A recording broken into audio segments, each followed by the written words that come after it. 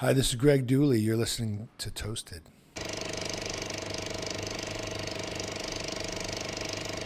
Richard Dooley, welcome to Amsterdam. Thank you. Nice to be here. Fantastic new record out. Thank you very much. And I was just talking to your manager and talking to your label last week, and he told me Mr. Dooley is coming over to Amsterdam, and there's a new Afghan Wighs record. And actually, I didn't know what to expect because it's been a while, and I thought maybe this is just a filler because that happens in the music industry. But I was actually blown away by the record. Thank you very much. I appreciate that. It must have been quite an intense process to do this because it was done in a pretty, well, I wouldn't say quick, but We did it in about a year. yeah. You know, and the last one was like 6 months. So these, they're getting faster, and I don't know if it's because we've done so many of them that you now we finally know what we're doing, But it's a great band, and we all play well together. There's kind of like a telepathy between us, and it's been really great to be a part of. But it's also a lot of you. I mean, there's a lot of you in the record as well. The songwriting, the lyrics, it's all you. I'm really happy that the lyrics got printed with the music that I got because that's not normal nowadays. Right. And it made me wonder, how do you write songs? Because it's not like you write your average chorus and lyrics. It really fits the music. I come up with a riff that I like, and then I sing a scat over top of it, and it's usually it's very phonetic. I'm looking for vowel sounds mostly, like oohs, ohs, ahs, ahs, e's, and then I find words to fit those sounds, and I'm more like in the past where I would kind of hammer out like storylines or narratives. I'm less interested in making linear sense. Like I'm a lot more comfortable in the abstract. Poetic. So and being poetic. Yeah. So it feels very natural, and to question natural would be unnatural. And that's why I'm doing what I'm doing. It makes my job difficult, actually, because, I mean, of course, I get to interpret what you write. I make up my own stories of what I think that your lyrics are about. I was actually happy with the biography that I got with the record. An outstanding biography. Normally, when you're a journalist, you don't get a good biography. It's mostly just plain shit that everybody else already knows. So I was really happy with this. It is a retrospective record for you in many respects, right? I mean, just looking back at your youth, looking back at past time. It has a lot to do with memory. It has a lot to do with loss, recent loss, like personal loss. And I mean, last year, a lot of the people that formed me, people that I didn't know, but like singers and songwriters and performers that, a lot of people passed on, and I also was, bearing witness to one of the most bizarre election campaigns that I had ever seen. And in a lot of ways, I was writing music to kind of comfort me along the way, and music since I started playing instruments when I was 12 years old, and music is always like my friend. It was a companion. If I was lonely, all I had to do was pick up a guitar, and there was my friend, and that friend was me. Be a pretty dark friend every now and then. Sometimes I can be a dark friend, but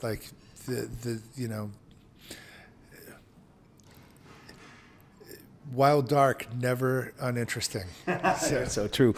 Hey, this is especially for me a special record because, and of course you don't realize this, but the last time we met was 24 years ago. Wow. I was a disc jockey on a radio station, and our music program said, I have this band from the States, they're signed to Sub Pop. We have to have a session with them. Was that VPRO? No, it was Forza Radio on 3FM. Okay.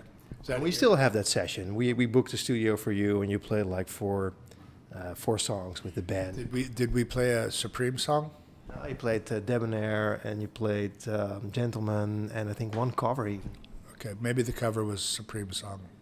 I don't Probably, know. yeah. Yeah, because we were doing that. That is right around that time that we were doing. It's that. amazing that you still know this, but I mean, the point is for me, we have to rush this because we only have 20 minutes because you're off to Berlin, is that when I heard that you had a new record out, my mind started racing. Like, okay, so 24 years ago, you walked out the door of the studio, I walked out the door of the studio. Shitloads happened, and now we're back here facing each other, and you have this record that is looking back. Well, yeah. So For you, maybe that's not special, but to me, it's like, wow. it's Mind-blowing. all right. Yeah. Right on. Just being alive is mind blowing to me, my friend. So But you did so many amazing stuff. So I mean, there's so much to even. I mean, I couldn't even stop here. I couldn't even. We don't even have the time to delve like in 2% of everything you did. So let's talk more about the record. What I loved is the start. What an opener! one of the fastest songs I've ever written. And have never written a song like it. May never again. But wrote the words on the spot. Sang the words on the spot. Wow.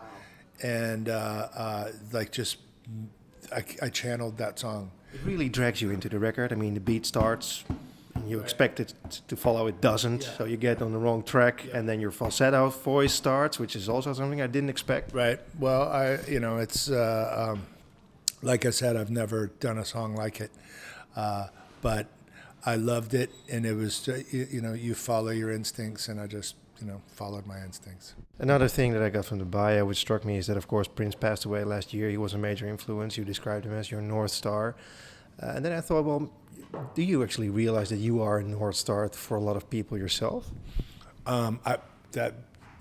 No, but if I am, that's a great compliment. I mean, everybody has their influences and their heroes or their whatever. I mean, if I would be completely humbled if I was someone's. So You are, for sure. Hey, let me see. The closing song, Into the Floor, I think that's also a really good song, and I was happy to read the lyrics ending with Suddenly a Summer Breeze. Right. So it is a positive ending. absolutely. Could you elaborate on the song and on the lyrics? I mean, the song it's the oldest song on the record. It started like 5 years ago, and then I've finished the words last year,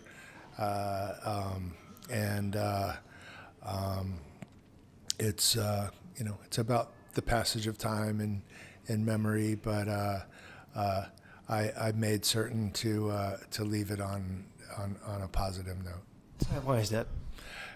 because I'm a positive person. You're smiling. I am.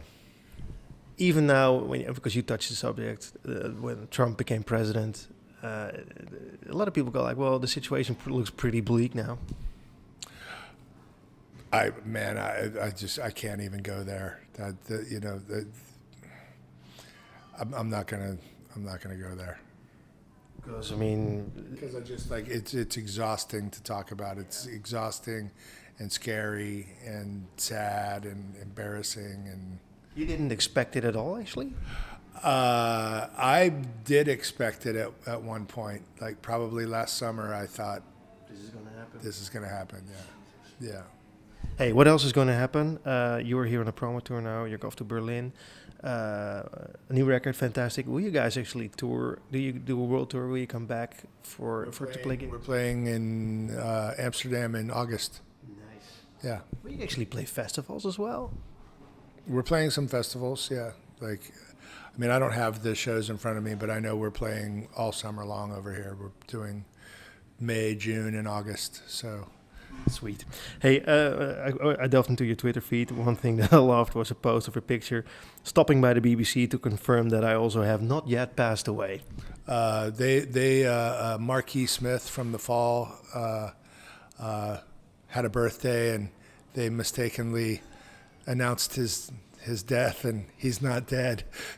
So I wanted to let them know that I also was not dead. Hey, Oriole was also about your childhood.